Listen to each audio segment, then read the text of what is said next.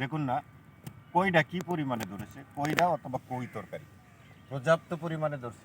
আলহামদুলিল্লাহ 8 শতাংশ জায়গার মধ্যে কৃষক ভাই এই বাগানটা করেছে। তার মনের ইচ্ছা মতো পানি দিয়ে, সার দিয়ে, ওষুধ দিয়ে বাগানটা করেছে। অনেক পরিশ্রম করেছে। আলহামদুলিল্লাহ আল্লাহ তাআলা বাম্পার ফলন দিয়েছে। কৃষি অধিদপ্তরের যেন চোখে বাজে এই ধরনের কৃষকদেরকে কিছু সাহায্য সুবিধা করার জন্য।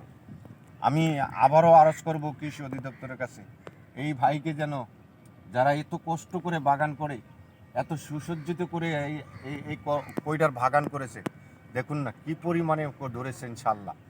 তাদের কাছে আরজ রইল তারা যেন একটু সাহায্য সুবিধা পায় কৃষি অধিদপ্তরের কাছে। আলহামদুলিল্লাহ, আপনারা সবাই লাইক কমেন্টের মধ্যে জানাবেন কেমন লাগলো কইটা তরকারি।